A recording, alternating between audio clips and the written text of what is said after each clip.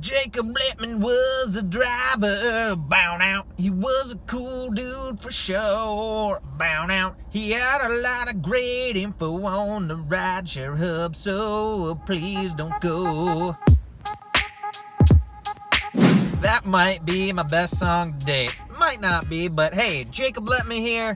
The Rideshare Hub, the Rideshare Hub is here. And you're on it with me. And we got a video coming at you. And it's a good one because I want you to make more tip money. All right. So, hey, you haven't started driving yet for Lyft or Uber. What? Get to it. Get down into the video description below. Click the links. Fill them out. Sign up. Get sign-on bonuses. That's how that works. Subscribe to our channel. Get all our cool videos, get alerts about them, watch them, make more money, be more informed. All right, if you do like this video, give it a big thumbs up, please. Appreciate it, much appreciated. Today, what I'm talking about directly impacts tips. I 100% guarantee it. 100% guarantee. No money back, though. You don't get your money back. Today, we're talking about 5 ways to read your passengers better. So I'm talking about getting inside their minds. What are they thinking? How are they feeling? And why Jacob Littman, should I listen to you about this? Well, actually, I have a degree in communications, and I am very well educated on this topic, and I've put my knowledge into practice, and it has paid off very well. So, again, yeah, we're talking about 5 ways to better read your passengers. We're talking about communication. And here's a fun fact. You might not know this. This is true. This is accurate. 70% of communication is not spoken words. Did that just blow your mind? It blew my mind when I first found that out. What? So only 30% of communication comes from spoken words. That is crazy. So where does the other communication come from? Well, let me tell you. So number 1, this is a big chunk of communication, and that is body language. So let's make this applicable to driving, right? You stop, you pull up, you see your passenger, you verify that it is your passenger, right? They get in, and you say, hey, how are you doing? So first thing we're talking about, right? Body language. So what I'm looking for are they smiling? Are they frowning? Are they laughing? Are they crying? Are they looking at their phone? Are they looking out the window? Are they looking down? Are their eyes closed? Are they sleeping? So all of those things constitute body language, and that is a huge portion of understanding where your passenger is at. And how I'm going to make this applicable to driving is on whether or not to talk to them, or how much to communicate with them. Do you want to talk to them a lot, or let them be? Because we found that a lot of drivers over talk to their passengers, and the passengers just want to chill in the back and relax. And so that's why this is important, because if you give them a great experience and they're relaxed or engaged in a good conversation with you, the odds are you're going to get a better tip. Not always. It doesn't work like that, but it is a big part of it. So, reading that body language. Okay, that's number 1.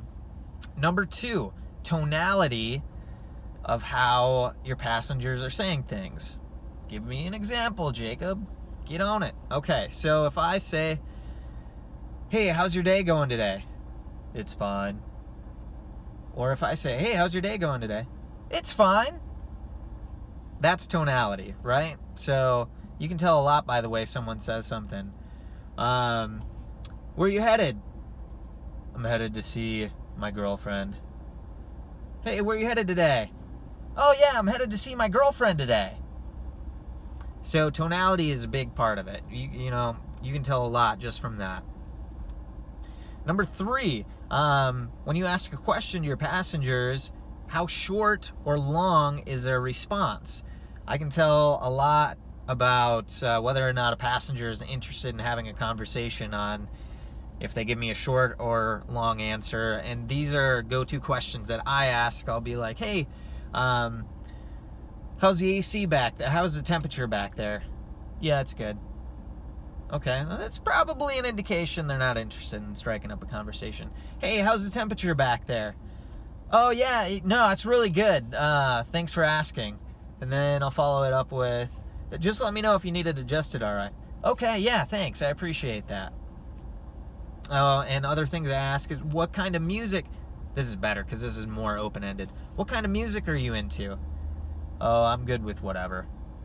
Oh, yeah, you know, I like country, but I'm not really a big fan of heavy rock. Or, I swear to God, I asked an old lady one time her favorite genre of music, and I'm thinking like, I don't know, Celine Dion maybe, or something for Sonny and Cher. She hits me with Tupac. I was like, that's awesome, props. That was cool. Okay, so yeah, the length of the answer can help determine on whether or not your passenger wants to have a conversation with you. Number 4, here's a good one. If your passenger asks you questions, then the odds are they probably want to have a conversation with you. How do you like driving? Yeah, I like it. It's been great, blah, blah, whatever. Do you do this full-time or part-time? Is it lucrative? So if your passengers are asking you questions, odds are they're looking to engage in a conversation. Number 5, this is a basic one, but such a big indicator. Where your passenger sits in your vehicle, right? If your passenger sits in the back seat, it doesn't necessarily mean they don't want to have a conversation. But if they sit in the front seat, odds are they're looking to have a conversation. Only one time of all the rides I've ever given, which is just under 2,000 now, only one ride, and this was crazy. I gave a ride to this dude. We were going the wrong way with traffic, morning ride, and we're in the carpool lane and still going nowhere. It took us an hour, over an hour and a half to get to where he was going. He sat in the front seat, so automatically I'm thinking, all right, this guy wants to have a conversation. I tried to strike up conversation at least a dozen times. I'm very, very conversationalist. I will, try and talk about little things to get someone to open up and feel comfortable. The guy was not having it. He was just awkwardly sitting right next to me, staring straight ahead, an hour and a half. He was giving me the short answers with the, yeah, fine, low tonality, and body language was looking straight ahead. And I was like, okay, this is really awkward. It was so awkward just driving, like, in silence. I'm like, is this guy gonna kill me when I look to the side to check my mirrors? He didn't. I'm still here. Anyway, there you go, guys. There are 5 ways to better read your passengers to see if they're interested in having a conversation or not. If you can gauge that well and either engage in a conversation with your passengers or let them be and do their thing and just hang out, it'll help with tips, I promise. All right, again, you guys, if you like this video, give it a thumbs up. Really appreciate that. I am Jacob Lettman. Follow me on Instagram at jacob.lettman. Follow Rideshare Hub on Instagram at Rideshare Hub. And drop down into the comment section below and let us know your thoughts, feedback, and feelings on how to know whether or not to have conversations with your passengers. All right, take care, everyone. We'll see you next time.